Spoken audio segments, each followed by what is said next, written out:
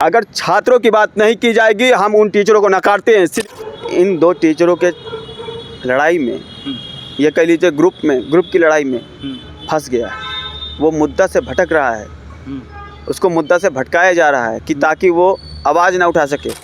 तोड़ने के जो प्रक्रिया ईस्ट इंडिया कंपनी ने किया, आज वो उसकी लीनेज कहीं ना कहीं एक कोचिंग माफिया उसको अपना रहे हैं कि डिवाइड एंड रूल की पॉलिसी वो लोग अपना रहे हैं कि छात्रों में तोड़ा जाए, उनको अलग किया जाए ताकि उनका प्रोडक्ट बिक सके। यूनिवर्सिटी को तबाह इसलिए किया जा रहा है कि ताकि कोचिंग जो है फलीभूत हो सके। मिडिल क्लास जो है अपने बच्चों को महंगे दामों पे पढ़ा पा रहा है और समझ लीजिए खेत बेच के पढ़ा रहा है। और ये कोचिंग वाले इनको इतना इन्फ्लुएंस कर देते हैं कि अपना ज़मीन बेच दें, सब कुछ बेच दें ताकि इनकी जेबें मोटी रकमें सब भर सके, BMW कार में जो है घूम सके। और जो टीचर एक दूसरे पर कीचड़ फेंक रहे हैं, हम इन छात्रों से निवेदन करते हैं कि आप इन टीचरों के चक्कर में मत पड़िए, क्योंकि वहाँ पे सेल्फी लेने की परंपरा चल चुकी थी। भाई छात्र अपना विवेक कब जागृत करेगा? आज जब छात्र इस देश में आवाज़ उठाने के लिए तत्पर हुआ तो उसको टीचरों ने ही तोड़ दिया, और वो टीचर कहलाने लायक भी नहीं है। कोर्स बेचने के लिए और बच्चों को एज अ प्रोडक्ट यूज कर रहे हैं कि ये बच्चा आएगा, पैसा देगा, मेरी जेब भरी जाएंगी, मैं कार से चलूँगा, BMW कार खरीदूँगा और रील्स बनाऊँगा। और वहाँ पे कुछ ऐसे टीचर भी आए थे जो बॉडी बिल्डर लेकर आए थे। ये कोई अच्छी बात नहीं है कि आप 6,000 और 18,000 का बिल दिखा रहे हो। ठीक है, आप बिल दिखाओ, लेकिन आप थे कहाँ पे? आप तो रील्स बनवाने में लगे हुए थे। दोस्तों नमस्कार, आप सभी का स्वागत है। हम SSC का जो प्रोटेस्ट हुआ लगातार उसको अपडेट दे रहे हैं। उसके बारे में ये भी बता रहे हैं कि 24 अगस्त को हमने दिन भर लाइव किया, लेकिन शाम के वक्त आखिरकार जो मंजर देखने को मिला वो मंजर भाई ने देखा है। सारी की सारी चीज़ें इस वीडियो के माध्यम से यही होने वाली हैं। और बहुत सारे आरोप भी छात्रों पर ये भी हैं कि वो UPSC वाले छात्र थे, SSC वाले छात्र थे, और ये भी चीज़ें कहीं जा रही हैं, वो भी टीचर्स द्वारा। इसके बारे में भी बात करने वाले हैं। हाँ जी भाई, बहुत बहुत स्वागत है आपका। जी, मेरा नाम अभिषेक सिंह है। सबसे पहले आपके 2 क्वेश्चन हैं कि वहाँ पे क्या हुआ जी। तो मैं आपको पहले ये बता दूं कि हमारे जो ऑर्गेनाइजेशन की टीम थी जो ऑर्गेनाइज कर रही थी, हम सभी एक जेन्युइन छात्र हैं, पढ़ने वाले छात्र हैं। 10 बाई 12 कमरे में रख के पढ़ाई करते हैं हम लोग। और वहाँ 2:30 बजे ही अनाउंसमेंट कर दिया गया था कि 5 बजे से आप लोग अपने अपने निवास स्थान पे चले जाइए। और अगर जिनके पास जो दूर से आए हैं, अलग अलग देश के कोने से आए हैं, क्या ये जो टीचर आए थे, क्या उनके जो कोचिंग सेंटर में बड़े बड़े हॉल हैं वहाँ पे गद्दे बिछाकर उनके लिए सोने की व्यवस्था नहीं करा सकते थे? मेरा क्वेश्चन इन टीचरों से है, पहली बात। और उसके बाद 5 जैसे बजते हैं, उसके बाद कुछ टीचर खुद ही वहाँ से नारा लगाने लगे कि हम जो है यहाँ से हटेंगे नहीं, हम हटेंगे नहीं, जबकि 2 दिन का परमिशन था। 24 और 25 अगस्त को परमिशन लिया गया था। हम इस देश में कॉन्स्टिट्यूशन हमारी देश में है, उसके हिसाब से ये देश चल रहा है। और 10 से 5 जो परमिशन मिला था, हम उसके हिसाब से चल सकते हैं। हमें लॉ नहीं तोड़ना चाहिए। इस बात को टीचर को समझना चाहिए, और ये छात्रों को भी सोचना चाहिए कि क्या टीचर जो पढ़ाते हैं, जो समझाते हैं कि इस देश में क्या लॉ है, आर्टिकल 21 क्या है, आर्टिकल 25 क्या है, तो आप उस लॉ को कैसे तोड़ सकते हो? आपको तो बच्चों को समझाना चाहिए कि आप यहाँ से अभी आप जाइए, अगले दिन फिर से प्रोटेस्ट है। अगर ऐसा होता तो हम लोग जो है जीत जरूर हासिल करते। लेकिन आज हमारा जो छात्र है वो 2 टीचरों के कंट्रोवर्सी में फंस गया है। ये मुद्दा, इस मुद्दे के लिए तो हम रामलीला ग्राउंड पे आए नहीं थे। जो हमारे छात्रों का मेन मुद्दा था उससे तो भटका दिया गया। और जो दूसरा क्वेश्चन है आपका कि UPSC के छात्र आए, क्या मैं इन छात्र भाइयों से पूछता हूँ, क्या वहाँ पे एक बाबा जो आए थे 90 साल के थे, एक दादी भी आई थी।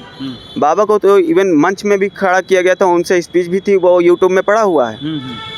पेरेंट्स भी कुछ आए थे, वो तो SSC के एग्ज़ाम नहीं देते हैं। तो इन टीचरों के हिसाब से तो फिर उनको आना ही नहीं चाहिए।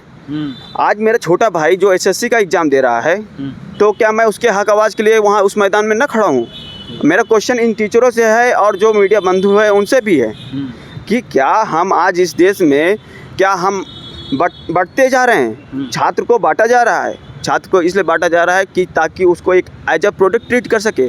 क्या हमारा छात्र इस देश में प्रोडक्ट की तरह है? हम लोगों को इन छात्रों को अपने विवेक पे मैं छोड़ता हूँ कि आज जो है इस कोचिंग जो कल्चर चल चुका है, कोचिंग कल्चर जो चल चुका है उसमें करोड़ों रुपए बनाए जा रहे हैं, छात्रों को क्या प्रोडक्ट की तरह यूज नहीं किया जा रहा है। और मेरा क्वेश्चन गवर्नमेंट से भी है, मेरी आवाज़ अगर गवर्नमेंट तक पहुंच रही है, उनकी अथॉरिटी तक पहुंच रही है, तो इस बात पे नोटिस किया जाए कि यूनिवर्सिटी को तबाह इसलिए किया जा रहा है कि ताकि कोचिंग जो है फलीभूत हो सके। मिडिल क्लास जो है अपने बच्चों को महंगे महंगे दामों पे पढ़ा पा रहा है और समझ लीजिए खेत बेच बेच के पढ़ा रहा है।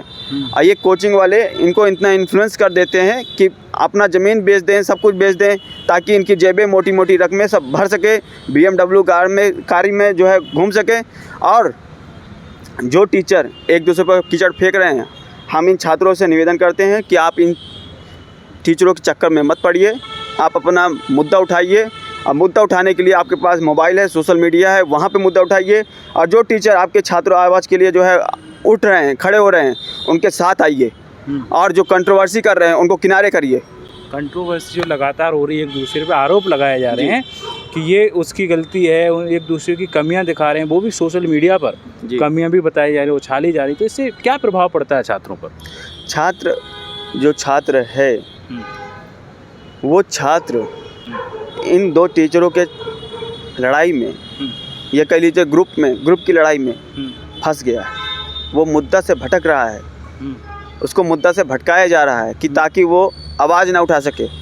क्या पता वो टीचर के पीछे कौन सी पार्टी लगी हुई हो, क्या पता वो टीचर किस पार्टी से जुड़े हुए हों, वो छात्रों का मुद्दा ही नहीं उठाना चाहते हों, आप बच्चों को उलझाना चाहते हो। जैसे एक समय ऐसा था जो ईस्ट इंडिया कंपनी हमारे देश में रूल करके गई 200 साल तक, वो क्या करती थी, बांटो और राज करो की नीति वो अपनाई थी।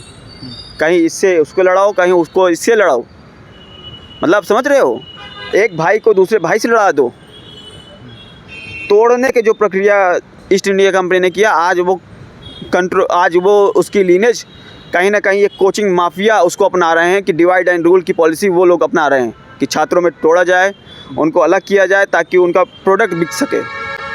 आपका कहना है कि प्रोडक्ट बेचने के लिए, अपना कोर्स बेचने के लिए और बच्चों को एज अ प्रोडक्ट यूज कर रहे हैं कि ये बच्चा आएगा, पैसा देगा, मेरी जेब भरी जाएंगी, मैं कार से चलूँगा, BMW कार खरीदूँगा और रील्स बनाऊँगा।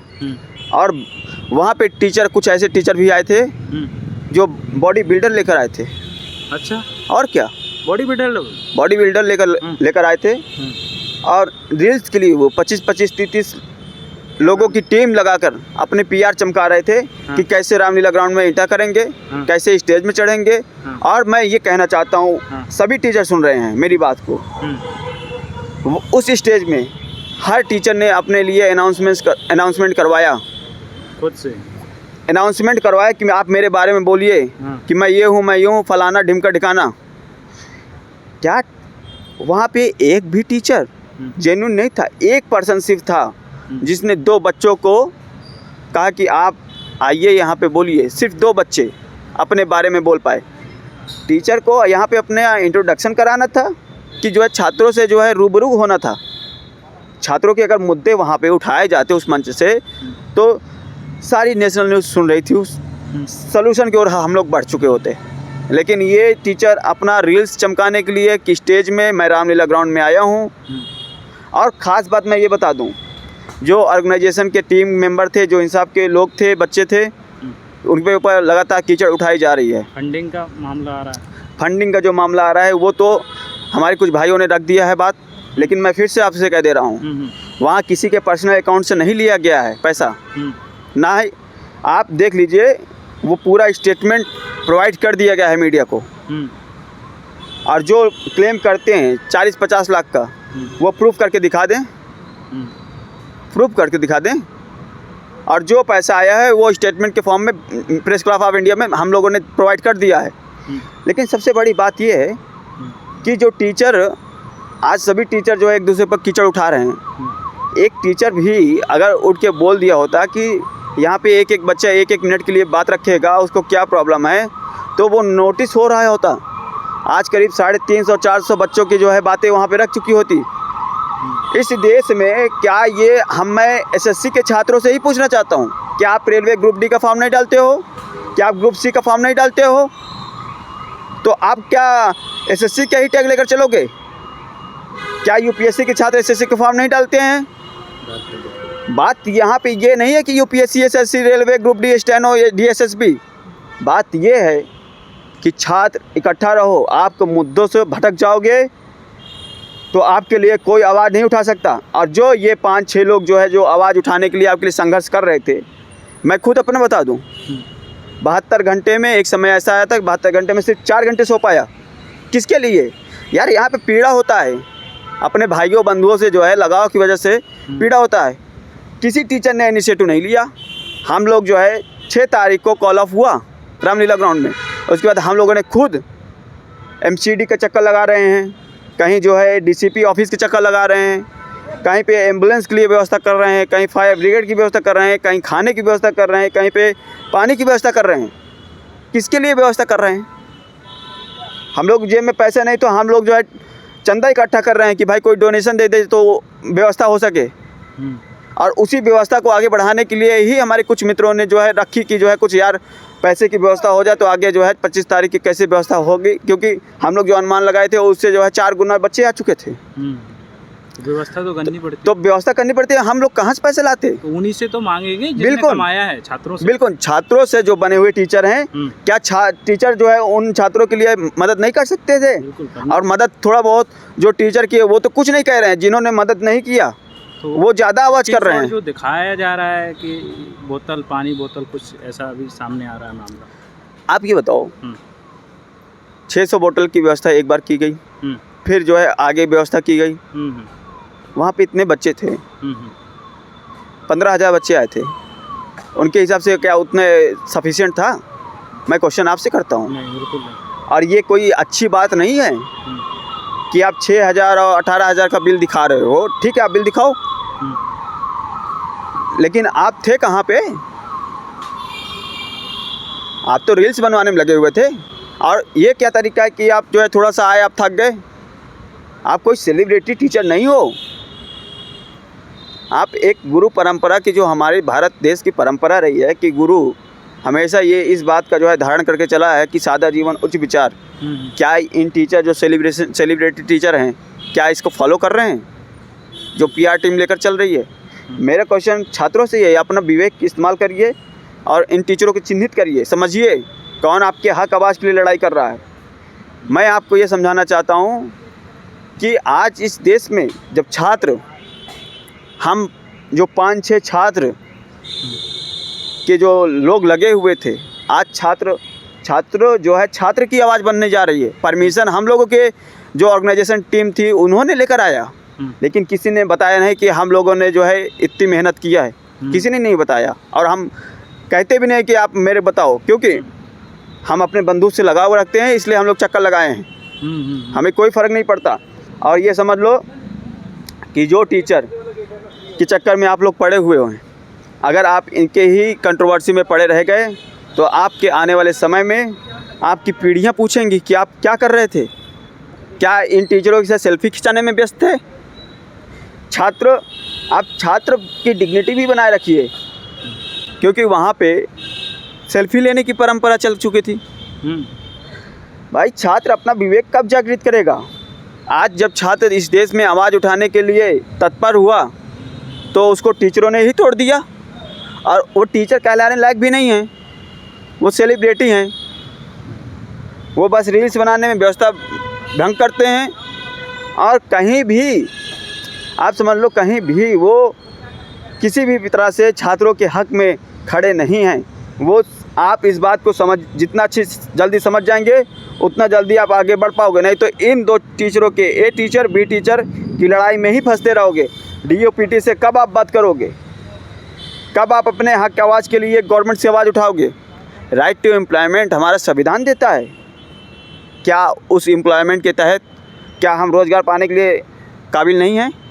आज उसी रोज़गार के लिए कोई ऐसे भी टीचर थे जिनका जो है पैर टूटा हुआ है, लेकिन वो आए, स्टेज में बैठे। मैं उनका सैल्यूट करता हूँ ऐसे टीचर का। क्या ये जो सेलिब्रिटी टीचर हैं ये अपना हाल नहीं खोल सकते थे? नहीं खोल सकते थे। क्यों? क्योंकि इन्हें जो है कंट्रोवर्सी में जाना है और हम इनके बारे में ही बात करें। मुद्दा ये नहीं है कि हम इनके बारे में बात करें, मुद्दा ये है कि छात्र की बात क्यों नहीं की जा रही है।